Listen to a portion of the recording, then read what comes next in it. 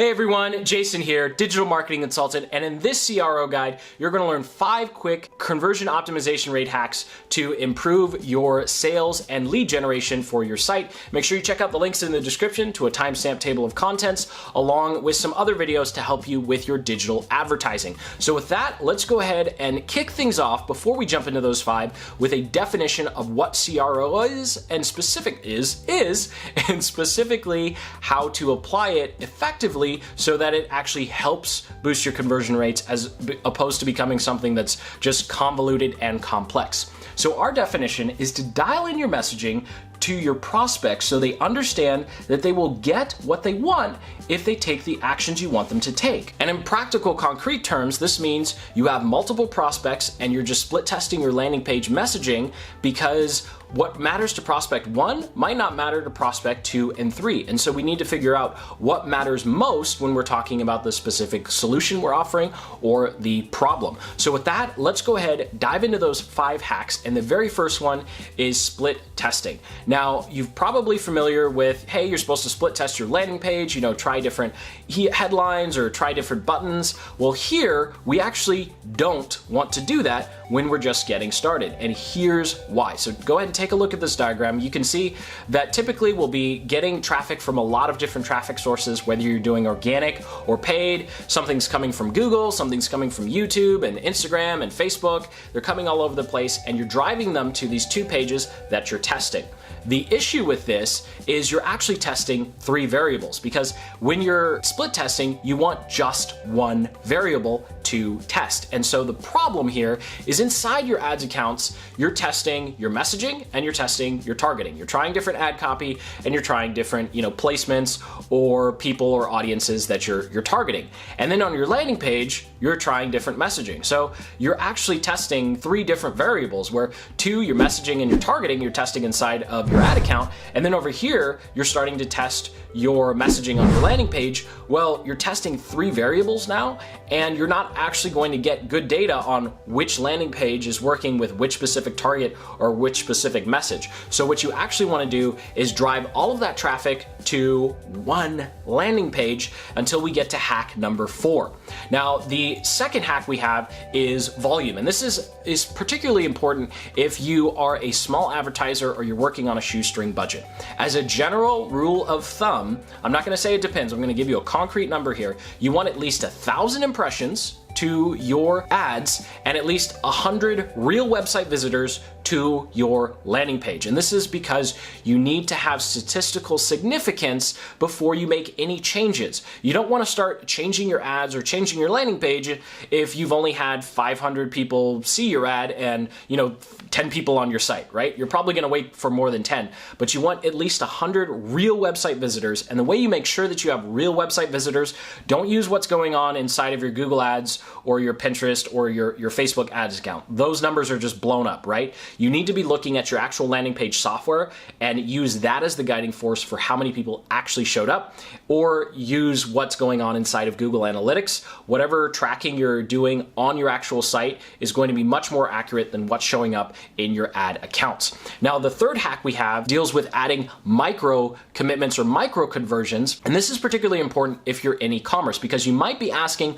for too much information right out of the gate. So I see a lot of e-commerce ads that drive right from the ad directly to either the product page or the checkout page, and then they wonder why they have such low sales or such low conversions. And I see the same thing with some digital products. And even if you're in lead generation, it's important to remember that the more you ask for, the less likely your new prospect or lead is actually going to give you their contact information. So instead of driving traffic directly to an order form and having them jump straight into the product, let's go ahead and put a lead nurturing sequence in front where we just ask for their name and email, or we do a landing page that goes to a lead magnet. Then we do a couple of warm-up emails, and then we send them over to the order page. Now that you've built some relationship with them, you're not asking to get married or have them whip out their credit card on the first date or go around.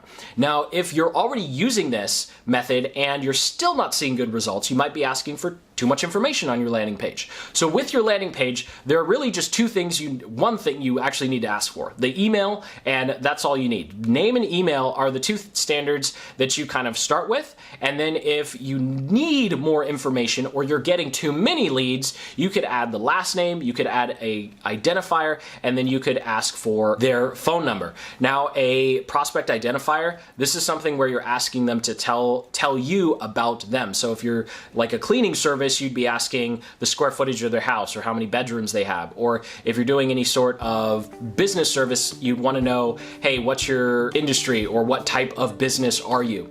And then finally, in red, we have things like your website URL, the company name, the budget, the company size, and the address. And these things you really only want to add if you vitally need that information some reason to start building a relationship or put them into a nurturing sequence, or you're getting so many leads that you just need to start filtering them out. And conversion hack number 4 is duplicate. So this is going to tie directly back into number 1. So at number 1, we left off where we have all our traffic sources driving to one landing page. And if you're still watching this, you're going, Jason, that is crazy and stupid. Why the heck would you recommend doing that? Well, once you're done inside, this is key, once you're done inside of whatever ad account you're working on, you're done with testing your messaging and your targeting, and you found a combination that works, go ahead and lock in that campaign and then create a landing page specifically for that traffic source and campaign. And then you'll essentially just duplicate the landing page you have for each one of your traffic sources. And then from this place, once you've locked in one campaign, then you're going to start doing A/B split testing, A/B split testing, A/B split testing on each one of your traffic sources specific to campaigns inside of those ad platforms. So it's very important that even at this point, we really want to be A/B split testing at the campaign level so that we don't have too many variables going on with our conversion optimization. Now, the final hack I have for you is arguably the most important one, the one that you should do irrespective of if you're driving organic traffic or you're doing paid traffic, and that is Google Analytics UTM parameters. So chances are you've seen a super long URL that looks something like this, and you're just looking at it going, what the heck could all this information mean? So I want to walk you through how you can use this to your advantage and pretty much track everything.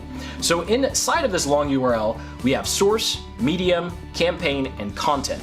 And all this means is source is telling the Google Analytics tracking code where the person came from, medium is what type of traffic it is, and then campaign and ad creative is just telling Google Analytics the specific campaign and ad that the traffic came from. So here's a diagram that kind of walks you through what you can put for each one of these. So at campaign source, we're going to do these in all lowercase, and I'll show you the tool in a second. We could say it's from Google or YouTube, Facebook, Instagram. We'll tell Google Analytics if it came from a newsletter or if it's organic traffic, an affiliate sent it, or we paid for it. And then our campaign name, term, and content will just depend upon the source and medium and whether we paid for the traffic or not.